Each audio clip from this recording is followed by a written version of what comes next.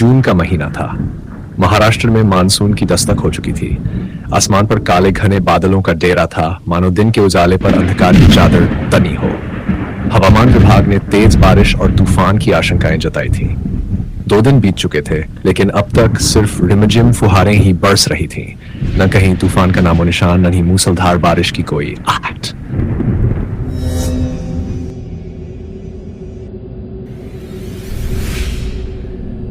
संजय नागपुर में अपने छोटे से परिवार के साथ रहते थे।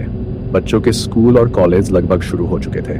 संजय की एक बेटी संजना थी जो अब 10वीं कक्षा में पहुंच चुकी थी, और एक छोटा बेटा था, आर्यमान। बच्चों की पढ़ाई पर उनकी माँ नंदनी शुरू से ही बहुत ध्यान देती आ रही थी। संजय एक अस्पताल में सिक्योरिटी गार्ड के रूप में काम करते थे। एक रात संजना ने स्कूल से आए एक नोटिस के बारे में अपनी मम्मी नंदनी को बताया। वह नोटिस बच्चों के वैलिडिटी सर्टिफिकेट से संबंधित था। स्कूल में कुछ ही दिनों के भीतर सभी जरूरी दस्तावेज जमा करने थे। सभी दस्तावेज मिल गए सिवाय जाति प्रमाण पत्र के। दस्तावेजों में जाति प्रमाण पत्र नहीं था। संजय ने पूरा घर छान मारा, हर अलमारी, हर फाइल देख ली, लेकिन वहां प्रमाण पत्र कहीं नहीं मिला। अब संजय की चिंता बढ़ गई। उसे समझ आ गया कि बिना अपने पुश्तैनी गांव मोहघाटा गए जाति प्रमाण पत्र बनवाना या लाना संभव नहीं होगा। हॉस्पिटल में बिजी जॉब होने के कारण छुट्टियां मिलना कुछ पक्का नहीं था। इस बारे में वो अपनी पत्नी नंदनी से बोला। हेलो नंदनी, मैं संजय बोल रहा हूँ। मोबाइल की बैटरी खत्म हो गई है। सुनो, आज शनिवार है। आज की ड्यूटी करके मैं शाम को ही गांव के लिए निकल जाऊंगा और रविवार को काम निपटाकर देर रात तक नागपुर लौट आऊंगा।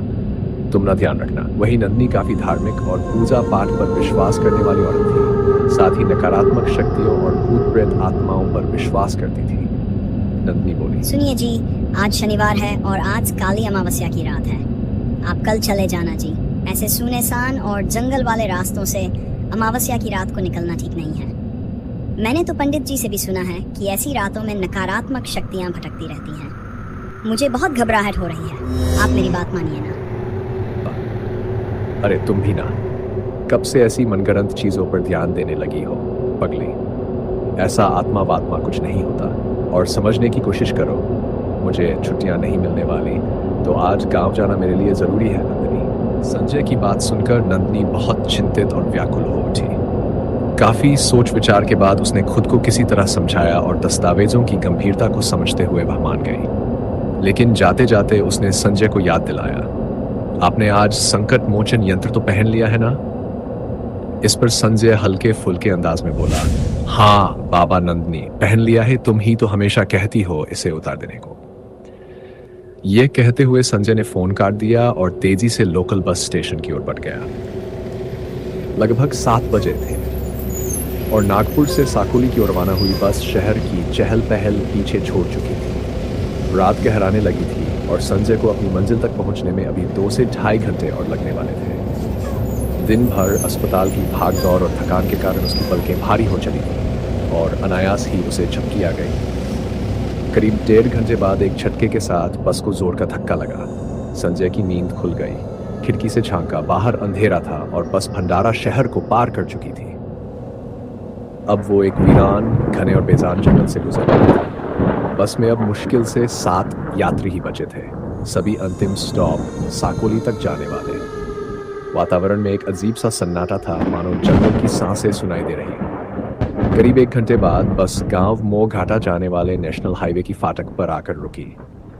संजय ने जल्दी से अपना बैग उठाया और नीचे उतर गया। सोचा कोई और भी होगा जो साथ में उतरेगा, लेकिन पीछे से दरवाजा बंद हो गया।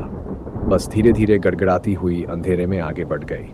अब वहां सिर्फ संजय था, अंधेरे जंगल में सुनसान सड़क के किनारे अपने गांव की ओर मुड़ने वाला अकेला मुसाफिर। घड़ी ने रात के 8:30 बजा दिए थे। चारों ओर सन्नाटा था।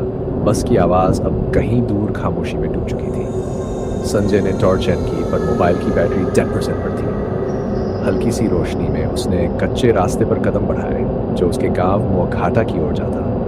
जंगल की सरसराहट, पत्तों की खड़खड़ाहट और दूर कहीं उल्लू की आवाज सब एक अजीब डर पैदा कर रही थी। कुछ कदम चलने के बाद उसे एहसास हुआ जैसे कोई उसके पीछे चल रहा हो। वो रुका, पीछे देखा, कुछ नहीं था, पर अगला कदम उठाते ही फिर वही आहट। इस बार उसने जोर से पूछा, कौन है?